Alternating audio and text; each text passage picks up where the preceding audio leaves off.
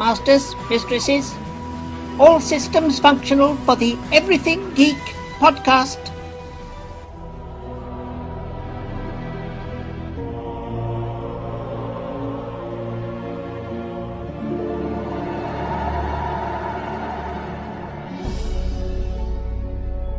Hey, it's James Arnold Taylor, the voice of Obi-Wan Kenobi and Master Pegg in Star Wars The Clone Wars, and you're listening to Everything Geek, the podcast.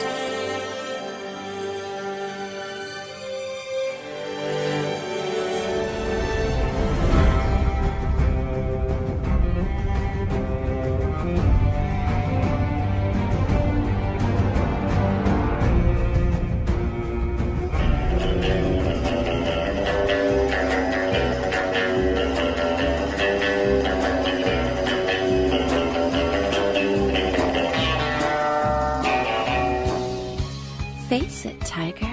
You just hit the jackpot with the Everything Geek podcast.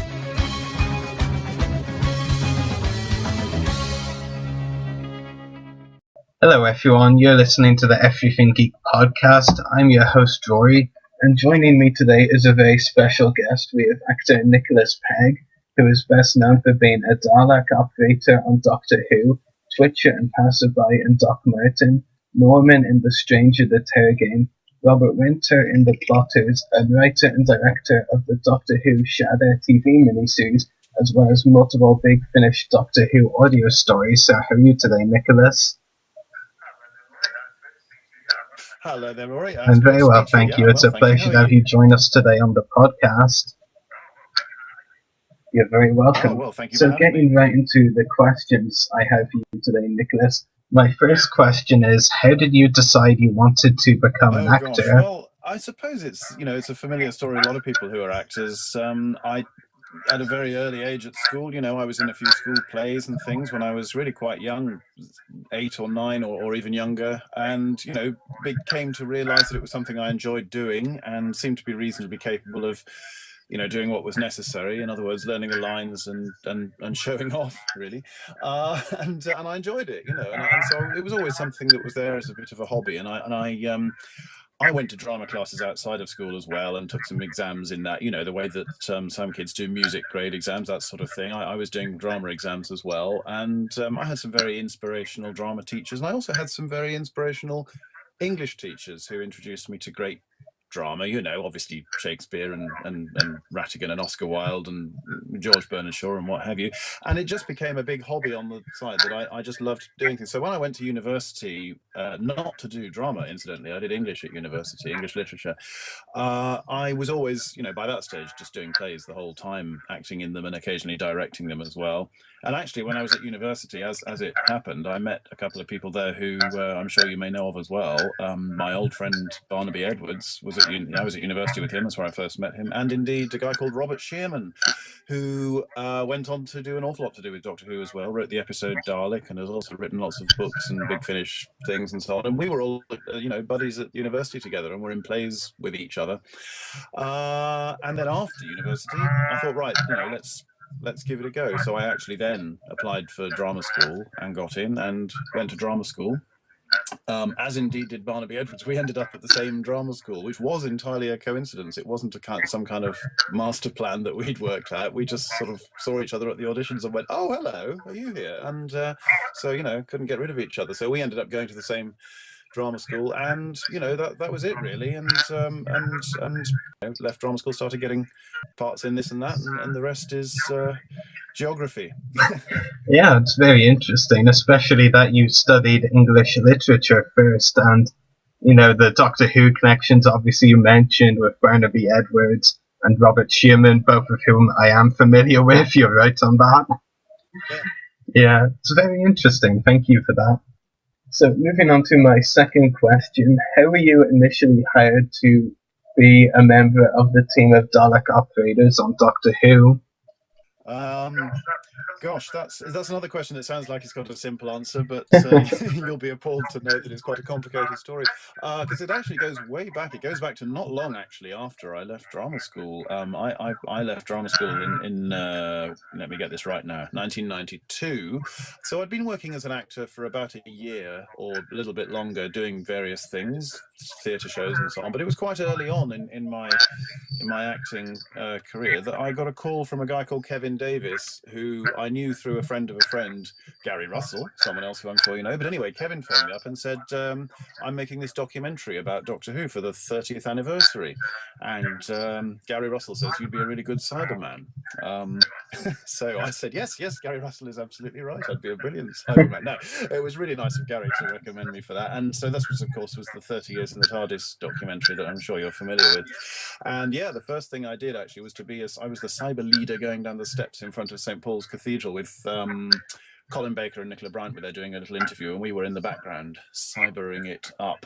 And we did that at I suppose it was in October. I suppose it was in October. I suppose it was in October.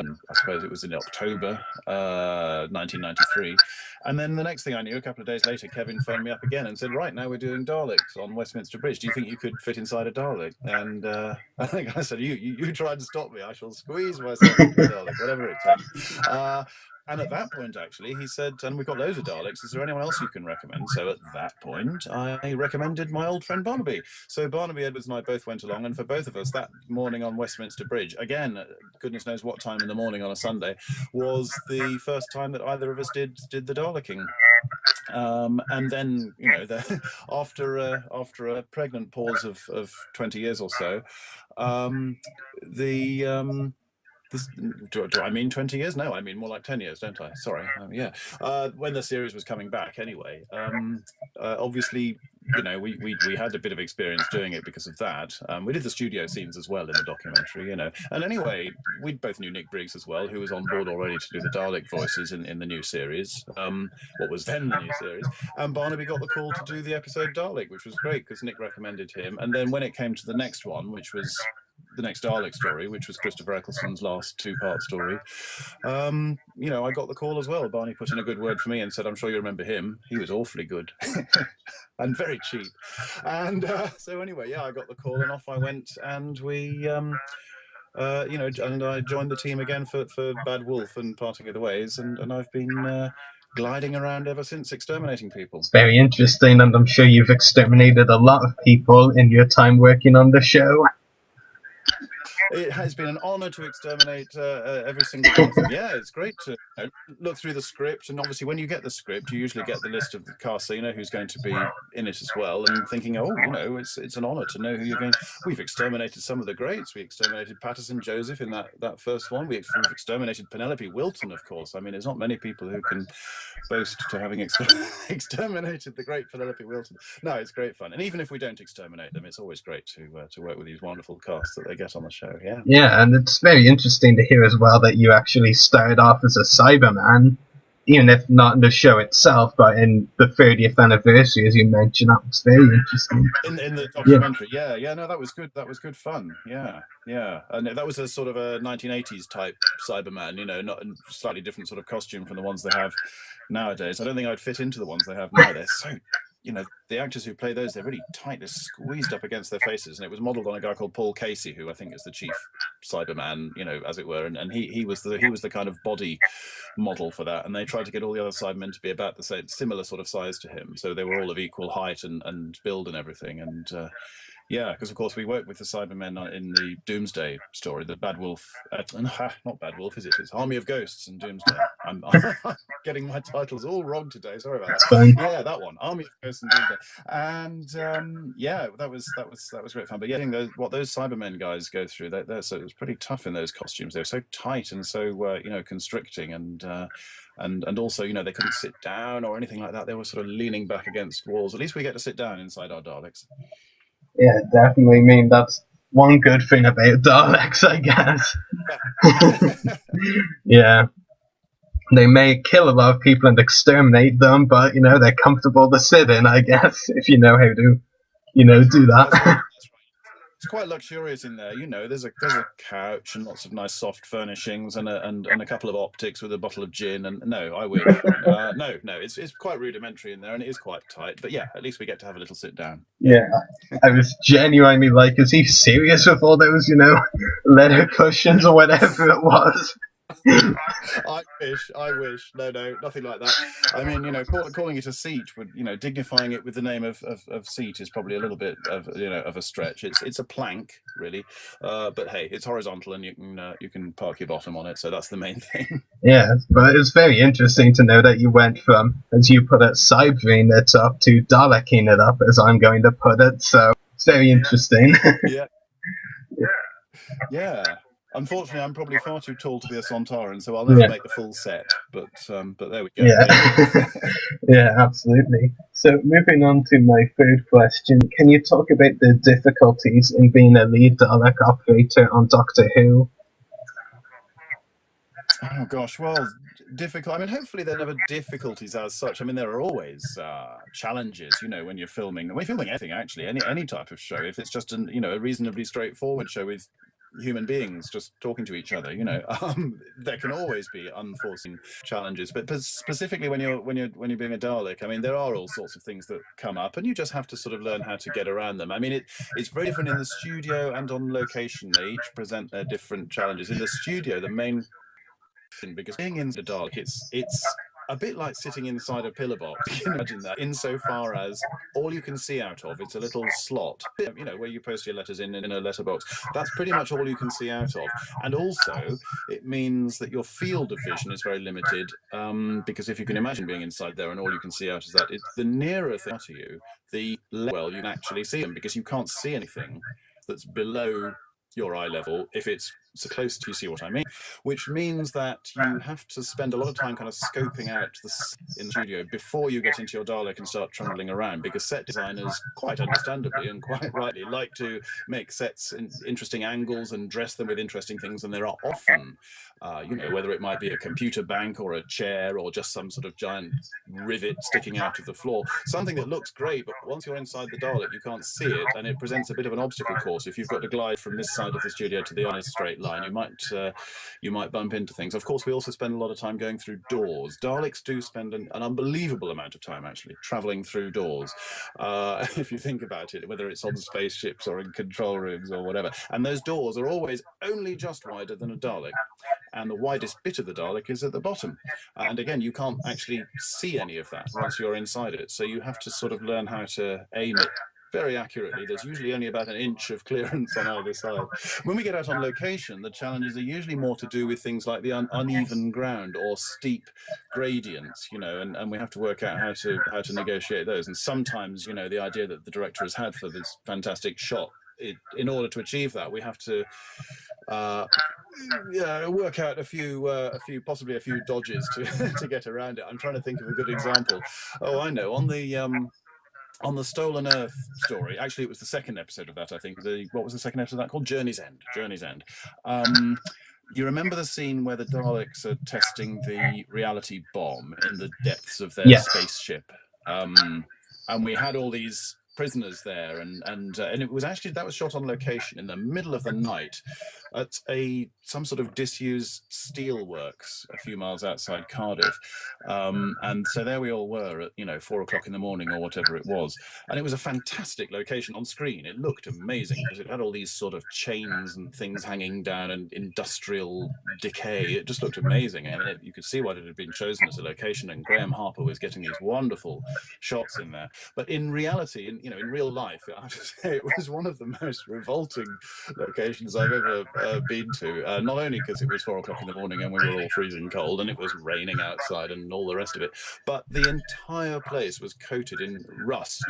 Basically, it was, there was an inch thick of wet, metallic, red, brown, yucky stuff, and you touched anything or sat on anything or trod on it, everybody emerged from that place at the end of that night's shooting just coated in this stuff. So it wasn't very pleasant, but of course it looked great on screen. But there's a scene right at the beginning of that, I think it's the first bit on that location that you see, where the Daleks are coming in with the prisoners, and there's a Dalek coming up a ramp towards the camera, and that's me.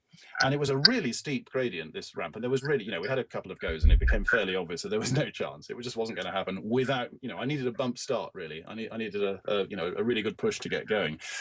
So indeed I did, and because Graham wanted the shot to all be in one, without cutting away, the guy who gave me the big push, who was a guy called Phil Shellard, who's in charge of props. He was one of the many unsung heroes of the show who you never see on screen, and his name whizzes past very quickly at the end. But he helped us out so many times. He worked on it right up to around about Asylum of the Daleks, right from the beginning. So he was a good friend and colleague of us Daleks. He's actually behind me in that shot all the way through it, keeping himself squeezed out of shot, but he is actually kind of pushing me up the ramp while I'm doing the rest of it, controlling and steering and doing everything. But the actual locomotion, the ramp was far too steep for me or anyone to be able to get up. So yeah, I'm basically just being pushed up like as though I'm being pushed onto the back of a lorry or something. But if you didn't know that, which now you do because I've told you, you probably wouldn't have noticed it because yeah, it was very good, and I think we got away with it. I definitely didn't notice. That's very interesting to hear. Yeah, a lot of things like that can happen, especially on location. That there's a sort of there's a problem, and we all stand around scratching our chins, going, "Okay, this is the problem, but it's got to be solved. So how do we solve it?" And there's often something very, very low tech like that, like get Phil to crouch down behind it out of sight and give me a bloody good push. And yeah, other times when we were doing actually the same story, there's a scene where we were out on the streets with people coming out of their houses, and we were threatening them and telling them to go back in, and we exterminated a family in their house. I'm sure you remember that scene as well. For that scene, some of us were actually put on camera tracks, the dolly tracks. So we were actually whizzing along, absolutely no trouble at all, gliding along beautifully. It was the easiest thing in the world until you got to the end if you were going too fast, and then you could fall off, and that wasn't much fun. But yeah, all of these things come into play because we always try to avoid wobbling around on the ground. If the terrain is uneven, there's nothing more off-putting than a Dalek that's kind of waggling about. So we do our best to be smooth at all times. Yeah, it's very interesting, and it was very interesting what you were saying earlier about the visibility being a problem as well, because yeah, that is a common theme that I've heard from obviously you as well now, but for in likes of Doctor Who and other fantasy or sci-fi like shows or films, the like alien character, the people that play alien characters, like that really is a thing. Visibility is a big thing. I mean, not just aliens, actually, like stormtroopers in Star Wars, for example. They have visibility problems too. I'm sure it's exactly the same syndrome because, of course, the common thing that we all have in common is that we're inside some marvelous creation of latex and fiberglass and metal and whatever it might be, and of course the people who design it do their very best to make it practicable and make visibility possible so that the thing works, but equally obviously in order to make it look like a fantastic stormtrooper or alien or robot or Dalek or whatever it is, then there are bound to be compromises, and yeah, it's just and it's part of our job obviously to work out how to get around that and how to negotiate it. We always rehearse with our tops off. I mean the tops of the Daleks. I don't mean we go around with no shirts. I genuinely thought that's what you meant. That would be horrifying for everybody. No, I don't mean that. No, I just mean we initially don't get into the Daleks at all. We just stand around as the other actors do, and we rehearse the scene together. And at that point, the director is thinking about where exactly he or she, the director, wants us to come in. To glide in at this door or that, or go past the camera or so they.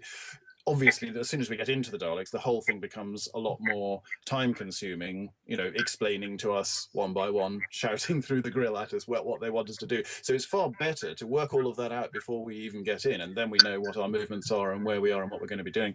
And then we get in and rehearse the whole scene properly, but only with the bottom half of the Dalek. So again, if the director changes their mind, they can say, oh, actually, no, hang on, wait until that line before you move, or glide slightly further to the left on that bit, or whatever it is, because again, it's so much quicker to communicate that information before we get bolted inside. And eventually, once we've got the hang of it and had a few goes at it, they come along with the rest of the Daleks, and we do get bolted inside, and then we give it a go and hopefully get it right first time. And if not first time, we usually get it right second time. Yeah.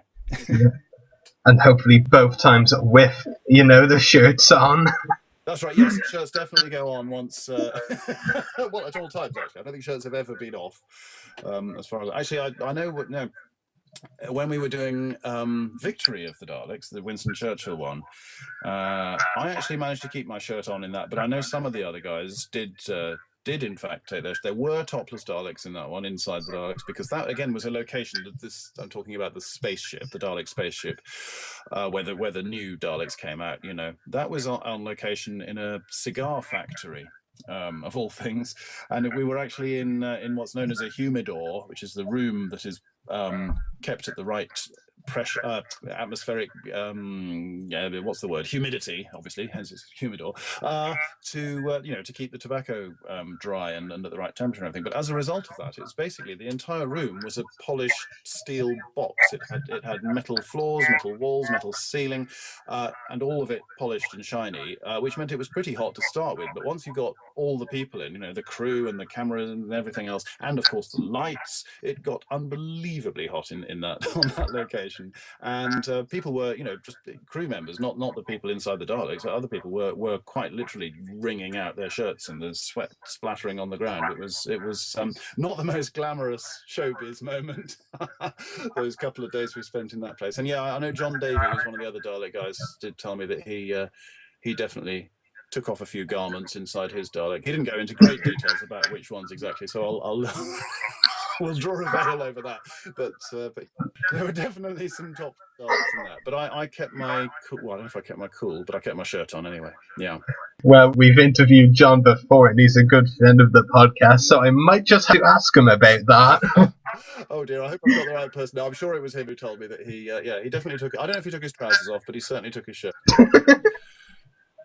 You're just making it worse for the poor man. Yeah, I know.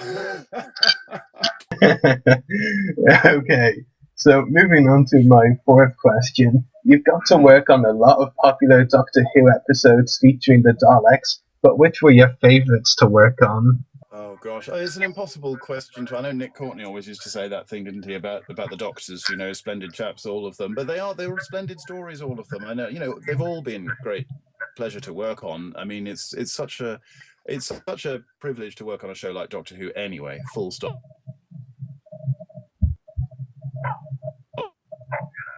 It's never a dull moment, and it's always exciting. Every day when you go into the studio or the location, it's a job that you just love going to. There's never been a day when you drag you all the way to work and think, oh, what am I doing this for? It's never remotely like that. It's a job that we all love doing, so we're so lucky to be doing it at all.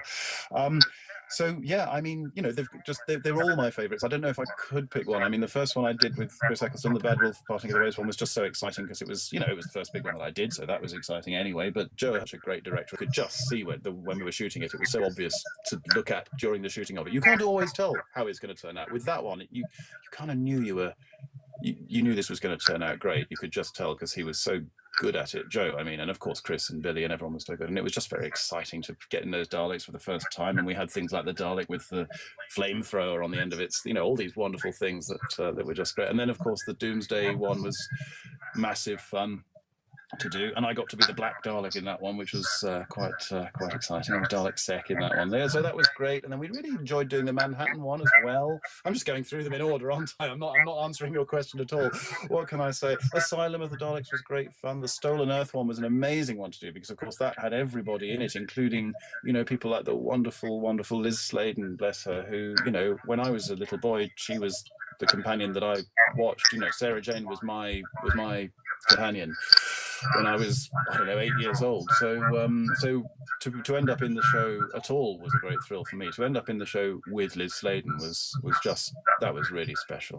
And of course everyone else in that one as well. I mean, that was just a wonderful one. And then to be involved in the 50th as well, Day of the Doctor was an incredible one. I mean, the Daleks didn't have a huge part in that, but we were up in that blasted wasteland in the middle of them for a couple of nights. Blasted wasteland somewhere north of Pontypool, doing those all that stuff.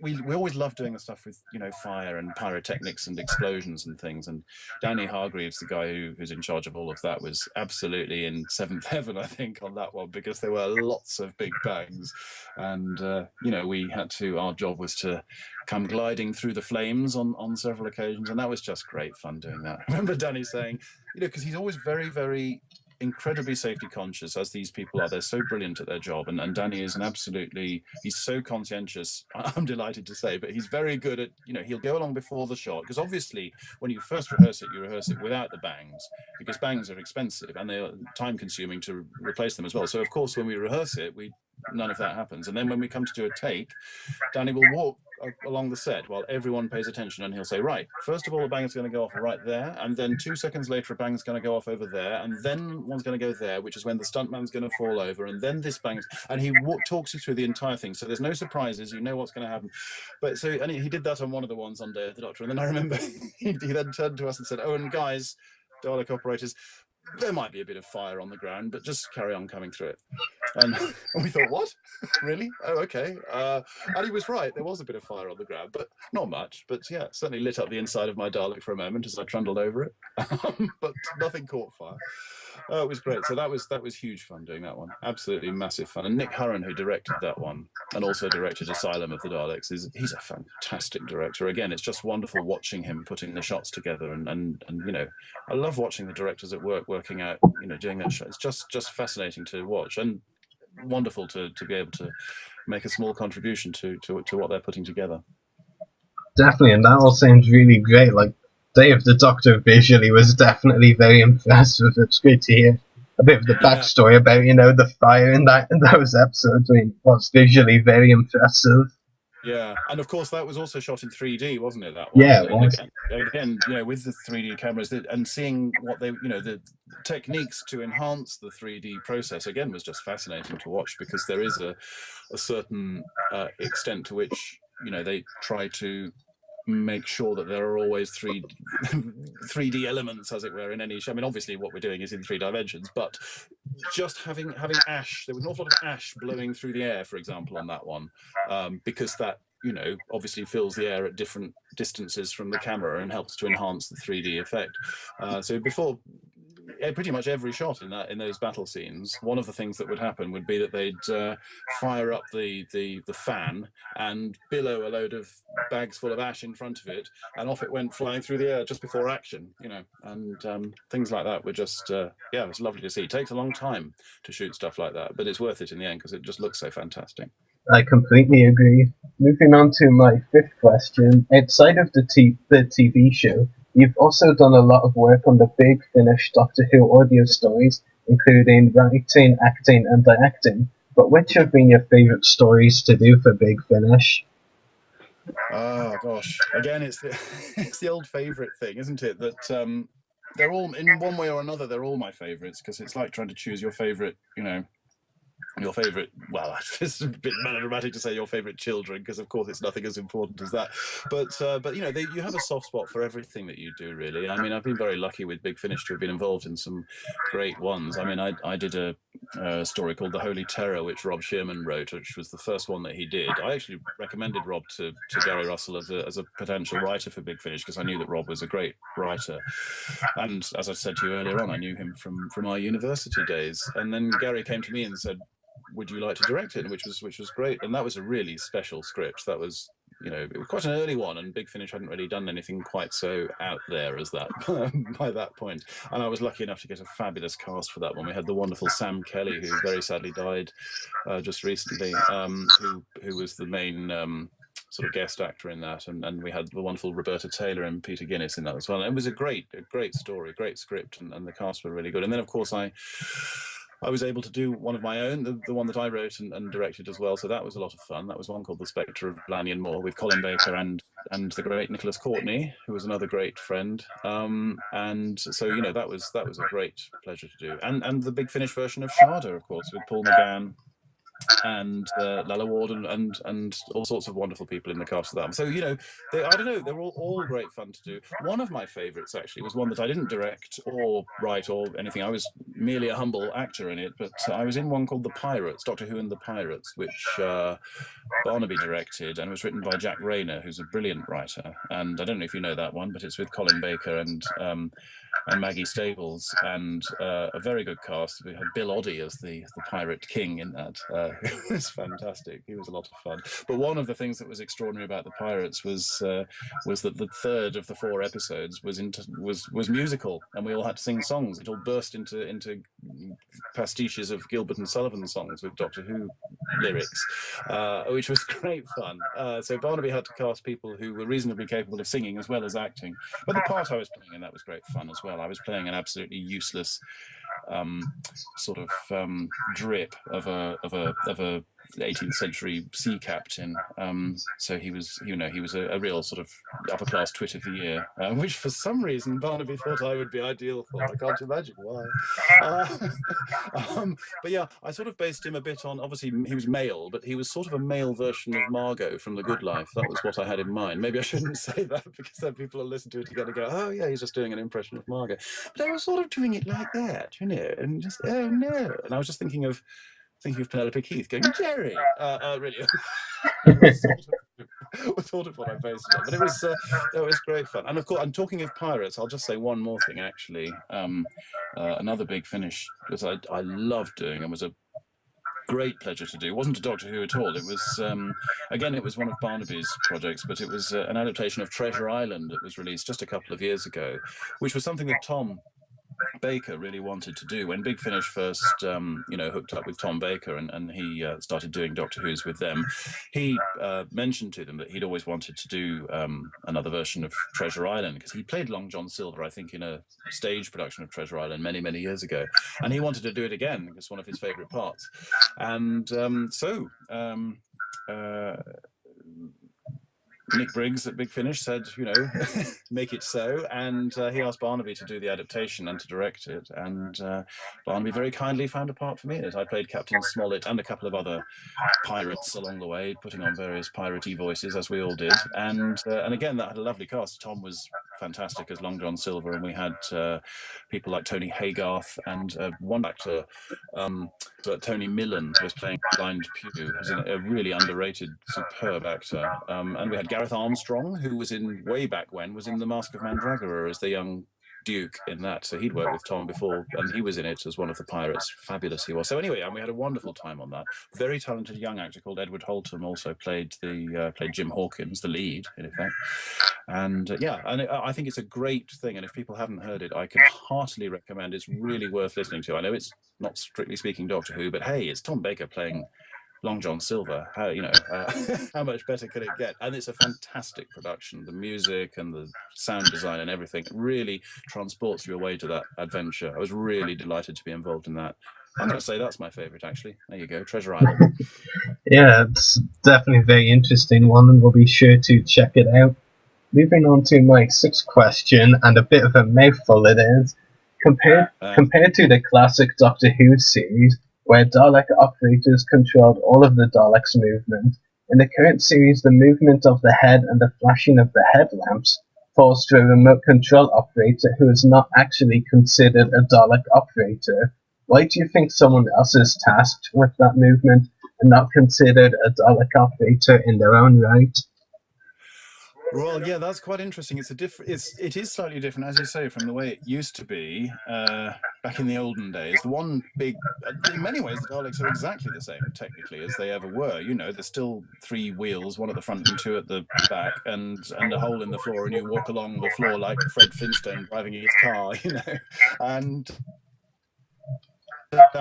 and you operate the gun and the plunger from inside the Dalek. But yes, the one technical innovation that there has been in the new series, or what we call it the new series, it's been going, of course, for over 10 years now, but the one main innovation for the Daleks is that some, but not all, of the domes at the top have a remote control, which means that the rotating of the dome and the moving of the eye stalk up and down and the flashing of the lights are controlled by someone else. But as I said, there's only usually a couple that are like that. An awful lot of them are still manual and worked in exactly the same way that they used to be. And we've often, so in any given Dalek episode, you will often see quite a lot of manual operating going on as well. So we do still do that. One of the drawbacks of the remote controlled ones is that they only rotate at a given speed. You can't speed them up or slow them down. So if the director, for example, wants a Dalek to sort of really whip its eye around really quickly to react to something that the Doctor's said or whatever it might be, that'll always be a manual one, because the remote controlled ones go at a steady sort of medium speed. So your question was actually why are we credited as Dalek operators and the guys with the remote controls aren't? And that's a very good question. I mean, the answer, I suppose, is that we are the sort of performers, as it were, and in terms of our definition and our role there on the day, we are members of the cast effectively.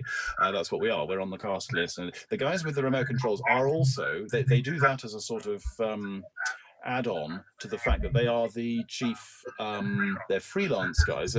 There's two of them who've done it for the whole series, Colin Newman and his friend Lynn Walters. They are the guys who do all the running repairs and work out all the electrics, not just on the Daleks, but they've done many other things as well. Colin and Lynn also have, over the years, they've made various elements of the TARDIS control panels, and I think they made the face of Bo, I believe. They're freelance contractors who do these things, but they're always there to do the Daleks. And as inevitably happens on every shoot, whenever a Dalek blows a light bulb, which does happen, suddenly the left-hand light on such and such a Dalek isn't flashing anymore, and everything grinds to a halt while the light bulb gets replaced. Colin and Lynn are the two guys who do all of that, and they work tirelessly. At the end of every day's shoot, when everyone else is, bye then, see you tomorrow, and off we go. Colin and Lynn are through the debris of the Daleks and making sure that all the wiring is okay. And of course, they have to recharge the little batteries every single, or twice a day sometimes, to make sure that the lights will come on again the next day. And yeah, along with all of that, they're the guys who do the remote control operating. Yeah. So over the years, Barnaby and I and the other guys have built up a real sort of, it's a team effort, of course. It's a team effort with us and with Colin and Lynn and with Nick Briggs, who does the voices, and with everybody else as well. And it's a little family, so every time we do an episode and we greet Colin and Lynn again like old friends. We are old friends. We wouldn't be able to do it without them. And, likewise, they wouldn't be able to do it without us. So it's a team effort. That's very interesting and informative. Thank you for that. Moving on to my last question. Do you have any upcoming acting roles or any other projects you would like to talk about? Oh, gosh. Well, I haven't got any sort of Doctor Who news at the moment, I'm afraid, to tell you about. But I am. What can I tell you? I'm currently myself right in the middle of a writing job, because when I'm not being an actor and when I'm not directing, which I sometimes do as well, I also write things. And among the things I write is I write quite a lot of pantomimes. Christmas pantomimes for theatres around Britain. And although I'm speaking to you on, what is it today? July the 6th. It's the middle. It couldn't be more midsummer if it tried. This is actually the time of year that Christmas pantomimes get written, because of course theatres need to get them cast, they need to design the scenery, they need to sort out the budget for Christmas, and before you know it, it's pantomime rehearsal time comes around in October or whatever it is. So anyway, the script obviously is the first thing that has to get written so that the sets can get designed. So the script's getting written now, and I'm halfway through writing this year's brand new production of Aladdin for the Queen's Theatre in Hornchurch. Oh yes, I am. And so yeah, although it's glorious sunshine outside, I'm sitting at my desk, most days at the moment, just trying to think up corny, festive jokes for panto including. Yeah, they've got to be quick as well. Panto jokes. There's no point. You can't. A pantomime joke can't be. Three guys go into a pub and the first one goes up to the bar, and that's not the right sort of joke at all. It's got to be a total boom. So anyway, that's what I'm doing at the moment. Basically, is sitting at home making cups of tea and thinking up appalling jokes. And putting them together. But yeah, I mean, obviously the main craft of writing a pantomime is actually the proper storyline of the show and the sort of the magical fairy story, because although it's a corny load of jokes and there's custard pies and lots of fun and games and all the rest of it, you've actually got to take it seriously as a children's fairy tale, because there are 6-year-olds in that audience who believe it and take it seriously and want, and it's important to actually enchant the young children with a proper magical story that hopefully is going to sort of, thrill and excite them, as well as all the funny stuff and the silly stuff and custard pies. So yeah, it's a bit of both really. Yeah, and I love it. I love doing it. I sort of fell into it by accident years and years ago. Again, about 20 years ago probably, when I did a panto as a member of the cast at a theatre and found that I really enjoyed doing it. It's very hard work because you're often doing 2 shows a day, and there's an awful lot of makeup and costume changes. And if you're involved in the slapstick scenes, there's an awful lot of cleaning up as well. So it's, you know, when you're not on stage, you're not sitting down having a cup of tea. When you're in between scenes, you're probably frantically cleaning a load of custard pies off your face or changing into the next stupid costume.